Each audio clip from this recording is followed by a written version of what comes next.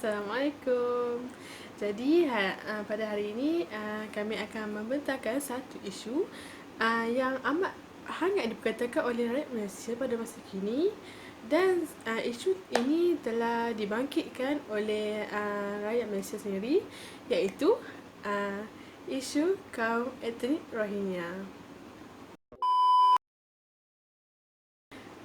Jadi maka dengan itu saya memperkenalkan rakan seperjuangan saya untuk menerangkan siapakah itu rakyat etnik Rohingya.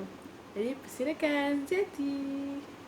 Okey, jom kita kenal siapa itu orang Rohingya.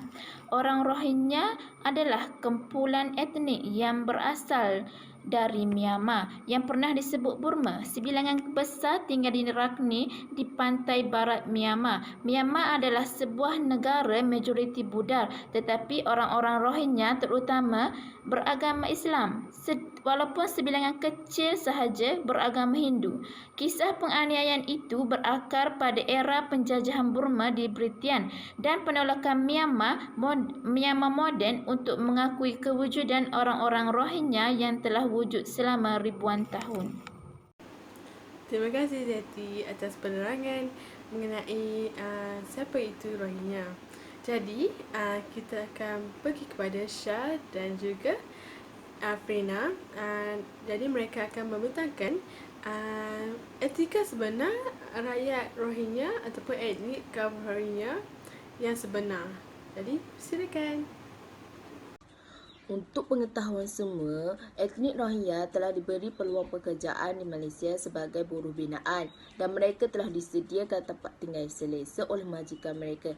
Namun, sejak akhir ini terbongkar satu gambar di mana rumah mereka dipenuhi dengan sampah sarap. Perkara ini telah mengejutkan pelbagai pihak dan reaksi yang berbeza. Kita dapat lihat etika mereka sangat berbeza dengan rakyat Malaysia. Mereka tidak menjaga kebersihan dengan sebetulnya. Kita bimbang ini akan menjejaskan kesihatan penyakit rakyat Malaysia. Kehadiran mereka ke dalam kita menyebabkan banyak perkara yang tidak elok telah berlaku. Baru-baru ini kita telah mendengar terdapat beberapa warga Rohingya yang tidak bertanggungjawab telah melakukan kegiatan yang telah melanggar undang-undang negara. Antara perbuatan tersebut ialah perbuatan memecah rumah dan mencuri. Perbuatan yang dilakukan oleh mereka ini boleh mengancam keselamatan penduduk tempatan. Perbuatan mereka itu juga jelas menunjukkan sikap mereka yang tidak beretika dan tidak beradab ketika menumpang di dalam negara orang. Sudahlah mereka masuk ke dalam negara kita, lepas tu berani pula mereka melakukan perbuatan tersebut, ya. Terima kasih diucapkan kepada Syakira dan juga Afrina. Jadi berdasarkan apa yang mereka cerita tadi, kamu semua boleh terfikir tak macam mana Malaysia boleh terima rakyat Rohingya, dan juga kenapa rakyat Rohingya memilih Malaysia? Tak tahu kan? Jadi saya menjemput saudari Syuhada dan juga saudari Fitra. Silakan. Mereka memilih negara Malaysia kerana faktor agama. Sebagai umat Islam, mereka berpendapat kerajaan dan rakyat Malaysia lebih simpati dan prihatin. Lagipun kehadiran keluarga jiran dan kenalan yang sudah berada di negara ini mengurangkan bebanan psikologi dan kewangan apabila mereka sampai di Malaysia. Tahukah anda bahawa etnik Rohingya telah memilih negara kita kerana sumber pendapatan? Dan yang kedua ialah telah memilih negara kita kerana tempat tinggalnya. Kerana apa saya berkata bahawa mereka memilih negara kita kerana sumber pendapatan? Kerana mereka dapat melakukan pekerjaan secara formal, iaitu dengan pekerjaan seperti mengutip besi dan juga bekerja di tempat pembuangan sampah. Jadi agak-agak kenapa rakyat Rohingya makin ramai di Malaysia? Begitu, saya jemput Bella. Punca etnik Rohingya semakin ramai di Malaysia kerana terdapat sindiket penyeludupan pendatang asing tanpa izin, iaitu parti yang dikenali sebagai ejen dalal.